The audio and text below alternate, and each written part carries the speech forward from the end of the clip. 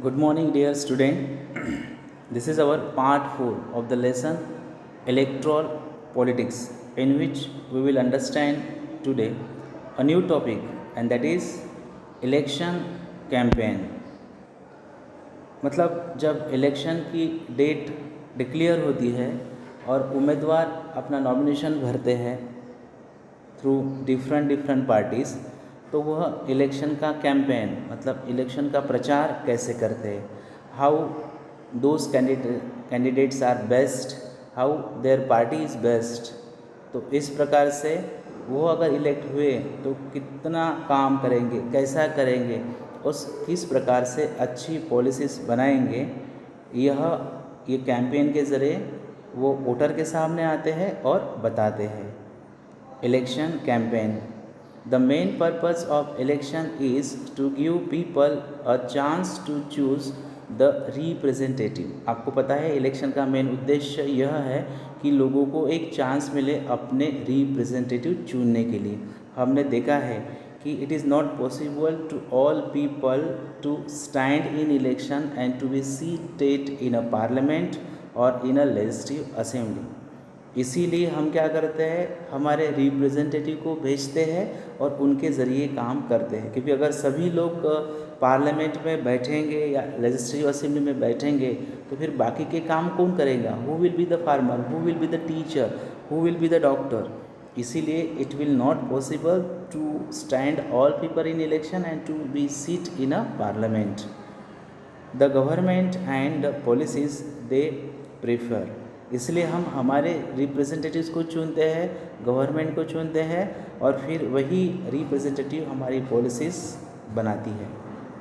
Therefore it is necessary to have a free and open discussion about who is a better representative, which party will make a better government और what is good policy. इसलिए ज़रूरी है कि कौन सी party अच्छी है, उस party के कौन से कैंडिडेट अच्छे हैं, किस प्रकार से वह अच्छे हैं, उनका क्वालिफिकेशन क्या है, कौन सी पॉलिसीज़ वह बनाएंगे अगर वो सत्ता में आते हैं। तो जब तक ये पार्टियां वोटर के बीच में नहीं आएंगी और अपने बारे में नहीं बताएंगी और लोग उनको नहीं समझेंगे, तो voter will not understand that what they will do if they are selected by the people. This is what happens during election campaign. तो इलेक्शन कैंपेन जो होता है उस समय ये ऐसा ही होता है। आपने देखा होगा 2 साल पहले जब लोकसभा का इलेक्शंस हुए थे, तो how BJP party and Congress party had their election campaign, किस प्रकार से भाषण हुए थे, बड़े बड़े national leader how they were criticising on opponent parties. Congress ने बीजेपी के साथ या बीजेपी ने कांग्रेस के खिलाफ कैसे कैंपेन किया, वो हमने देखा है। In our country, such campaigns take place for a 2-week period between the announcement of the final list of candidates and the date of polling. India में जैसे ही कैंडिडेट अपना नॉमिनेशन फॉर्म भरते हैं, इलेक्शन की डेट डिक्लेयर होती है, वैसे ही 15 दिन एक टाइम मिलता है, 2 weeks, 15 days time is getting for the political parties and their candidate to have election campaign among the voter. During this period, the candidates contact their voters, political leaders, addresses elections meetings and political parties mobilize their supporters. तो ये जो 15 दिन का समय होता है, मतलब after the declarations of the election dates and after the filling of nomination form by the candidate by the party, 15 दिन का समय उनको मिलता है और उस 15 दिन में the candidate of those party who had filled the form for particular constituency, फिर वो अपने कॉन्स्टिट्यूंसी में जाके अपने बारे में, अपने पार्टी के बारे में प्रचार करते हैं, बताते हैं कि if they are selected how they will run the country. This is also the period when newspapers and television news are full of elections related stories and debates. तो ये 2 week का पीरियड, 15 दिन का पीरियड ऐसा होता है जिसमें every newspaper on every news channels the news are coming related to the different political parties. मतलब किसने थोड़ी भी गलती की तो न्यूज़पेपर या चैनल्स वाले वो गलती को दिखाते हैं कि this person of this party talked about this policy और about this issue. But election campaign is not limited to this 2 weeks only. लेकिन असल में देखा जाए तो 15 दिन को तो प्रचार के लिए होता है, that is a real thing. But देखा जाए तो साल भर एवरी ईयर ये political parties they are trying to show the people how they are best, how their policies are best. आप देखते होंगे जो भी नेशनल लीडर होते हैं जब भी वो लोगों के बीच जाते हैं, कोई इनॉग्रेशन करते हैं कोई प्रोग्राम का, तब वो अपने बारे में ही बताते हैं, अपने पॉलिटिकल पार्टी के बारे में ही बताते हैं कि how they are the best, how they formed best policies compare to the other parties. Political parties start preparing for elections month before they actually take place। मतलब महीने पहले वो अपना इलेक्शन का कैंपेन शुरू करते हैं। मतलब 15 दिन में it is not possible to them to have their advertise. In election campaigns, political parties try to focus public attentions on some big issues। कभी कभी पॉलिटिकल पार्टी ट्राई करती है कि लोगों का अटेंशन ऑन पब्लिक इशू पर focus करती है। मतलब कौन सी बात अगर पॉलिसी हमने बनाई तो वो कैसी अच्छी रहेगी। They want to attract the public to that issue and get them to vote for their party on that basis. मतलब पॉलिटिकल पार्टी लोगों को बताती है कि this is a important public issue और हम अगर इलेक्ट हुए तो हम ये काम करेंगे। आपने देखा होगा पहले अभी जो लोकसभा में बीजेपी पार्टी सत्ता में है तो before the elections what BJP party had said that if they will elect by the people तो जो 370 आर्टिकल्स है वो हटा देंगे और जम्मू एंड कश्मीर को इंडिया में शामिल करेंगे, और उन्होंने किया है। तो पब्लिक को भी अच्छा लगता है कभी कभी अगर उनके पब्लिक इश्यूज सॉल्व होते हैं तो they try to give the vote for particular party. तो इस प्रकार से इलेक्शन के पहले अलग अलग पार्टियां लोगों को बोलते हैं कि if they will elect by the people वो ऐसे ऐसे पॉलिसी देश के लिए बनाएंगे। Let us look at some of the successful slogans given by different political parties in various elections. अब जब जब इलेक्शंस होते हैं उससे पहले अलग अलग पार्टियां कुछ स्लोगन देते हैं, जो स्लोगन के ज़रिए क्या होता है, people become attract for those political parties. तो इंडिया में भी ऐसे अलग अलग इलेक्शन के स्लोगन्स अलग अलग पार्टियों ने दिए हैं, वही हम अभी देखने वाले हैं। इस टॉपिक के ऊपर एक क्वेश्चन आ सकता है in examination that right the slogans given by different political party in India. अलग अलग पॉलिटिकल पार्टियों ने कौन से स्लोगन दिए हैं वो आप बताइए। तो that we will understand today. The Congress party led by Indira Gandhi gave the slogan of Garibi Hatao, remove poverty in the Lok Sabha elections of 1791 in 1971। इन 1971 जब लोकसभा का इलेक्शन हुआ था तब इंदिरा गांधी जी ने कांग्रेस की तरफ से गरीबी हटाओ, इसका मतलब होता है रिमूव पोवर्टी, मतलब इंडिया की गरीबी दूर होनी चाहिए। If we will select in this election तो we will remove the political party, ऐसा कांग्रेस ने 1971 में बोला था, ताकि लोगों को ये पब्लिक इशू के ऊपर उन्होंने अट्रैक्ट किया था। आप देखते होंगे आज जब 1-1.5 साल पहले इलेक्शंस हुए तो बीजेपी हमेशा ये पॉइंट को उठाती है कि Congress had given this slogan गरीबी हटाओ, but in 21st century also in India there is no removal of poverty। तो दे क्रिटिसाइज ऑन कांग्रेस। तो ये ऐसा क्रिटिसाइज़ करना, कभी कांग्रेस बीजेपी को क्रिटिसाइज़ करती है तो कभी बीजेपी कांग्रेस को क्रिटिसाइज़ करती है, ऐसा पॉलिटिकल पार्टियों का क्रिटिसाइज़ करना चलता ही रहता है। Next, save democracy was the slogan given by Janata Party in the next Lok Sabha elections held in 1977। अब इंदिरा गांधी का 1971 का इलेक्शन होने के बाद जब नेक्स्ट 1977 में इलेक्शन हुआ तब एक स्लोगन दिया था जनता पार्टी ने लोकसभा इलेक्शन में वो था सेव डेमोक्रेसी, मतलब लोकशाही को बचाओ। The party promise to undo the excesses committed during emergency and restore civil liberties। तो जनता पार्टी ने बताया था कि 1971 में जब इंदिरा गांधी का सरकार बना था तब उन्होंने जब इमरजेंसी लागू किया था, इमरजेंसी मतलब क्या है, इंदिरा गांधी के गवर्नमेंट ने इमरजेंसी लागू किया था, मतलब तब सभी राइट्स लोगों के लिए गए थे और प्रेसिडेंट के हाथ में पावर गया था, राष्ट्रपति राजवट उसको बोलते हैं। तब क्या हुआ था, लोगों के लिबर्टीज़ को छीन लिया गया था, लोगों को कुछ भी विरोध करते तो उनको जेल में डालते थे। The left front used the slogan of land to the tiller in the west Bengal assembly elections held in 1977।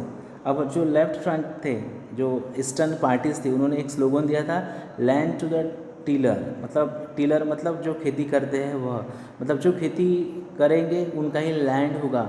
ये वेस्ट बंगाल में 1977 में एक स्लोगन दिया था लेफ्ट पार्टियों ने। Protect the self respect of the Telugus was the slogan used by N.T. Ramarao, the leader of the Telugu Desam Party in Andhra Pradesh Assembly elections in 1983। आपने देखा होगा कि protect the self respect of the Telugus, मतलब तेलुगु लोगों का आत्म संरक्षण, self respect को बचाना, ये स्लोगन दिया था एन टी रामाराव ने, जो लीडर थे तेलुगु देशम पार्टी के आंध्र प्रदेश में, उन्होंने दिया था 1983 में।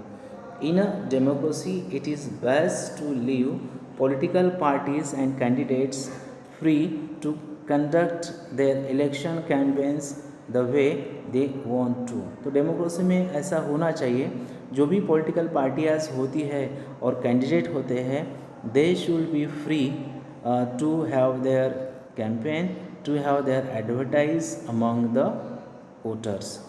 But it is sometimes necessary to regulate campaigns to ensure that every political party and candidate gets a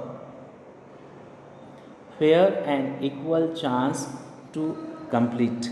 लेकिन एक फेयर और इक्वल राइट सभी पॉलिटिकल पार्टीज को मिलना चाहिए अपनी बात रखने का।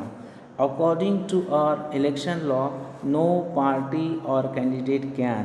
तो इलेक्शन लॉ के अनुसार नीचे दिए गई बातें कोई भी पार्टी नहीं कर सकती है। अब कौन सी काम वो नहीं कर सकते हैं, ब्राइब और थ्रेटन वोटर्स, मतलब लालच दिखाकर, पैसे देकर या डरा धमकाकर आप वोटर को अपनी तरफ खींच नहीं सकते हैं।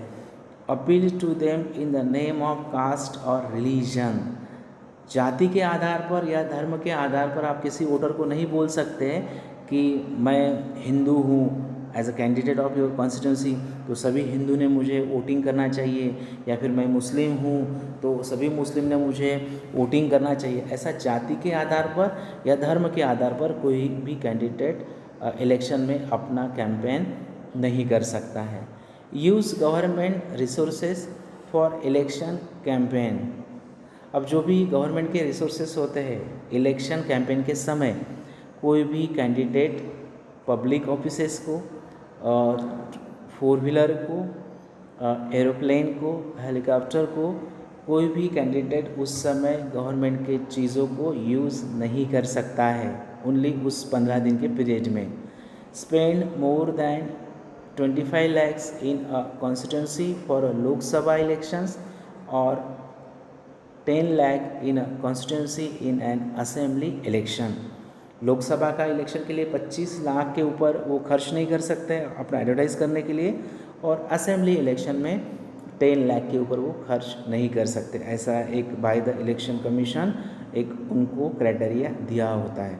बट रियल में देखा जाए स्टूडेंट, तो लोकसभा इलेक्शन में मोर देन 10 करोड़ और 15 करोड़ वो खर्च करते हैं, बट वो दिखाते नहीं हैं, वो अपनी तरफ से नहीं दिखाते हैं। वो बोलते हैं कि ये खर्च तो किसी XYZ पर्सन ने किया, हमने किया ही नहीं है, ऐसा करते हैं। मतलब अपनी तरफ से खर्चा वो 25 लाख का दिखाते हैं लोकसभा इलेक्शन में, और असेंबली इलेक्शन में वो ऐसे बिल दिखाते हैं 10 लाख के कि वो बताते हैं गवर्नमेंट को कि हमने इतना इतना खर्च किया है।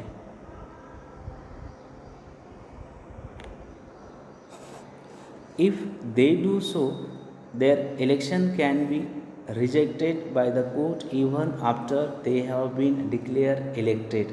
अगर उन्होंने 25 लाख के ऊपर लोकसभा के लिए और 10 लाख के ऊपर लेजिस्लेटिव असेंबली के लिए खर्च किया, तो इलेक्ट होने के बाद भी ऐसा अगर सिद्ध होता है, प्रूफ होता है कि इन्होंने ज़्यादा खर्च किया है, तो that candidate can lose their seat also। This is by the order of court. In addition to the laws, all the political parties in our country have agreed to a model code of conduct for election campaigns। इसी कारण सभी पार्टियां जो है by the code of conduct मतलब आचार संहिता को अपनाती है। मतलब कोड ऑफ कंडक्ट मतलब क्या होता है? ऐसा कुछ गाइडलाइन होता है जो पॉलिटिकल पार्टीज को इलेक्शन कैंपेन में इलेक्शन के समय मानना पड़ता है। अगर उन्होंने नहीं माना तो फिर उनके ऊपर कार्रवाई भी हो सकती है, उनको जेल में भी जा सकता है, या वो पॉलिटिकल पार्टी के ऊपर बैन भी हो सकता है। According to this no party और कैंडिडेट कैन। अब according to the code of conduct कौन से बातें पॉलिटिकल पार्टीज एंड कैंडिडेट नहीं कर सकती? Use any place of worship for election propaganda. मतलब इलेक्शन का प्रचार करने के लिए कोई भी वर्शिप प्लेस का यूज़ नहीं कर सकते। मतलब 15 दिन के जो कैंपेन का पीरियड होता है 15 डेज़ का, उस समय कोई भी मस्जिद में, कोई भी मंदिर में, कोई भी गुरुद्वारा में वह कैंडिडेट अपने पॉलिटिकल पार्टीज़ का प्रचार नहीं कर सकता है। This is the guideline by the government.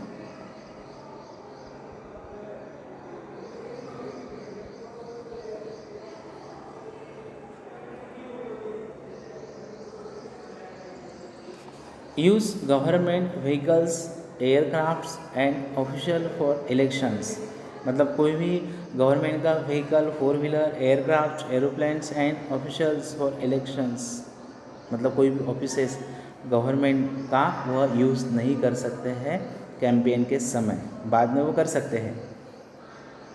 तो दिस इज़ अ क्वेश्चन, ये किसी क्वेश्चन का आंसर है डियर स्टूडेंट। मतलब what type of things should not be done at the time of election campaign by the political parties और candidate, उसका यह answer है। Once elections are announced, ministers shall not lay foundation stones of any project, take any big policy decisions or make any promises of providing public facilities। जैसे ही elections का declare होता है dates, तो जो current government होती है पहली वाली, दे शॉल नॉट ले foundation stones of any project. मतलब जब पहली पॉलिटिकल पार्टी सत्ता में होती है तो नए प्रोजेक्ट का अनाउंसमेंट नहीं करती है। Take any big policy decisions और make any promises of providing public facilities. मतलब इलेक्शन का डेट्स का डिक्लेयर होने के बाद जो सत्ता में पहली पार्टी होती है वो कोई भी नई पॉलिसीज़ नहीं बनाती है। Now new topic, polling and counting of votes. मतलब इलेक्शन का डेट डिक्लेयर होने के बाद उस पर्टिकुलर डेट को इलेक्शंस कैसे होते हैं, how many officers are there in that room, how the voter are making a line, और वो कैसे ईवीएम मशीन से अपने बटन दबाकर अपना वोट देते हैं, और फिर काउंटिंग ऑफ वोट कैसे होता है उसका जानकारी यहाँ दिया हुआ है। The final stage of an election is the day when the voters cast और पोल देयर वोट। तो लास्ट दिन वो होता है जब वोटर लास्ट डेट को, जब डेट होती है उस समय अपने वोट को डालते हैं, देते हैं। That day is usually called the election day. उसको ही इलेक्शन डे बोलते हैं जब वोटर घर से बाहर निकलते हैं और ईवीएम मशीन के ज़रिए अपना ओपिनियन पर्टिकुलर कैंडिडेट को देते हैं। Every person whose name is on the voter list can go to a nearby polling booth situated usually in a local school और अ गवर्नमेंट ऑफिस। तो क्या होता है, जो भी वोटर है वो आपने देखा होगा, आपका गांव है, सिटी है, तो गवर्नमेंट स्कूल जो होते हैं वहाँ पर जनरली वो पोलिंग रूम होता है जहाँ पर 4-5 ऑफिसर्स ईवीएम के साथ कोई साइन लेता है, कोई वो अपना वोटिंग लिस्ट को चेक करता है और कोई ईवीएम मशीन को कंडक्ट करता है, तो वो करते हैं. Once the voter goes inside the booth the elections officers identify her. जैसे ही वो वोटर जाते हैं तो इलेक्शन ऑफिसर उनको पहचान लेते हैं कि यही पर्सन वो है कि नहीं. नाम देखते हैं, put a mark on her finger, एक फिंगर पर सही लगाते हैं, मार्क करते हैं, and allow her to cast her vote, और फिर उनको परमिशन देते हैं. An agent of each candidate is allowed to seat inside the polling booth and ensure that voting takes place in a fair way. अब उसी समय क्या होता है, अगर आपके सिटी में, आपके कॉन्स्टिट्यूंसी में अगर 4 पार्टियों के उम्मीदवार खड़े हैं, तो फ्रॉम दैट 4 पार्टीज़ वॉलेंटियर, वो 4 पार्टी को वॉलेंटियर भी वो रूम में बैठते हैं ताकि वो ऑब्जर्व करते हैं कि जो इलेक्शन प्रोसेस जो हो रहा है उसमें कुछ फ्रॉड सिस्टम तो नहीं है. ऐसे वो वॉलेंटियर वहाँ अलग अलग पार्टियों के वहाँ बैठते हैं.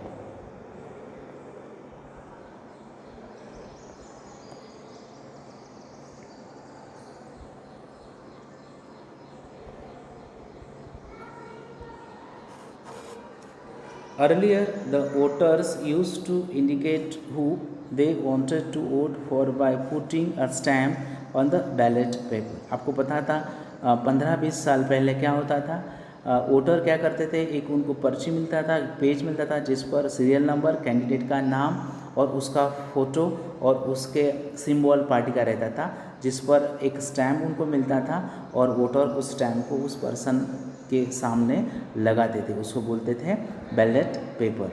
अ ballot paper is a sheet of paper on which the names of the contesting candidate along with party name and symbols are listed.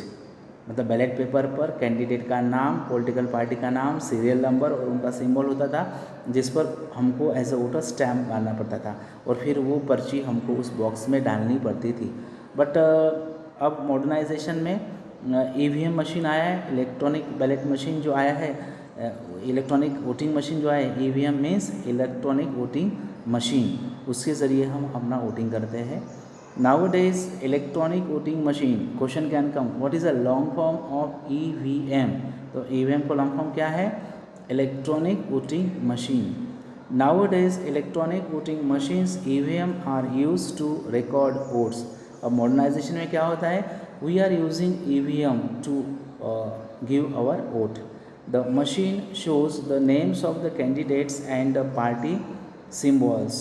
तो मशीन क्या करती है, वो कैंडिडेट का नाम और सिंबल दिखाती है, हमको वो बटन उसके सामने का दबाना पड़ता है. Independent candidates to have their own symbol. और जो स्वतंत्र, जो उम्मीदवार किसी पार्टी से नहीं खड़े होते, खुद खड़े होते एज ए इंडिविजुअल, तो उनको भी पर्टिकुलर सिंबल मिलता है. Independent candidates to have their own symbols allotted by election officials, उनको भी सिंबल मिल जाता है. All the voter has to do is to press the button against the name of the candidate she wants to give her vote. अब सभी candidate को क्या करना पड़ता है, वोटर को उस ईवीएम मशीन में जो भी पॉलिटिकल पार्टियों के नाम होंगे, कैंडिडेट के फोटोग्राफ्स होंगे, उनके सामने का बटन वो दबाना पड़ता है, तब जाके वो क्या होता है, ईवीएम में उनका वोट दर्ज होता है.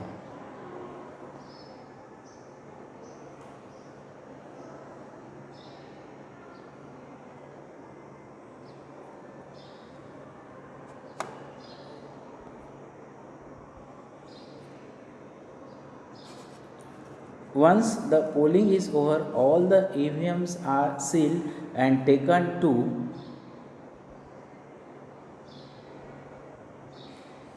a secure place. बाद में जैसे ही वोटिंग ख़त्म होता है शाम में 5 बजे, तो क्या करते हैं, वो सभी ईवीएम मशीन डिस्ट्रिक्ट प्लेस होता है, एक गोडाउन होता है गवर्नमेंट का, वहाँ पर उसको रखते हैं. A few days later on a fix date all the EVMs from constituency are open and votes secured by each candidates are counted. फिर क्या होता है, जब काउंटिंग का डेट डिक्लेयर हो जाता है उस दिन उस डिस्ट्रिक्ट के जितने भी कॉन्स्टिट्यूंसी होंगे वो एक, आपको पता है कि अगर मोरबी डिस्ट्रिक्ट है तो मोरबी डिस्ट्रिक्ट में अगर लेजिस्लेटिव असेंबली के इलेक्शन हुआ होगा और उसमें अगर समझो 40 कॉन्स्टिट्यूंसी होंगे, तो जब इलेक्शन होता है तो इलेक्शन के बाद after the time of 5 o'clock फिर सभी जो ये होते हैं ईवीएम होते हैं वह डिस्ट्रिक्ट प्लेस पर एक गोडाउन में जमा करते हैं, और जब काउंटिंग का डेट डिक्लेयर होता है तो उस समय उस दिन सब ईवीएम उस दिन वहाँ पर काउंटिंग होता है। The agents of all candidates are present there to ensure that the counting is done properly। तो वहाँ पर इलेक्शन ऑफिसर्स होते हैं काउंटिंग करने के लिए, अलॉन्ग विथ पुलिस ऑफिसर भी होते हैं, और हर पार्टी के कैंडिडेट वॉलंटियर भी होते हैं ताकि वो देख सके कि ये लीगली अच्छा काउंटिंग चल रहा है या नहीं। The candidate who secures the highest number of votes from a constituency is declared elected। और जो कैंडिडेट को सबसे ज़्यादा वोटिंग उस पर्टिकुलर कॉन्स्टिट्यूंसी में मिलता है तो बाद में वो डिक्लेयर होता है कि from this constituency XYZ political party own the seat. In a general election usually the counting of votes in all the constituencies take place at the same time on the same day। General election जब होता है लोकसभा का तो क्या होता है, सभी counting एक ही दिन होता है और एक ही दिन पूरे इंडिया का रिजल्ट हमको पता चलता है। Television channels, radio and newspapers report this event. तो जो भी रेडियो चैनल है, टीवी चैनल्स है, न्यूज़पेपर है, इस चीज़ का रिपोर्ट लोगों को करते हैं कि कौन से कॉन्स्टिट्यूंसी में कौन आगे चल रहा है और कौन जीता है और कौन इलेक्शन को हार चुका है।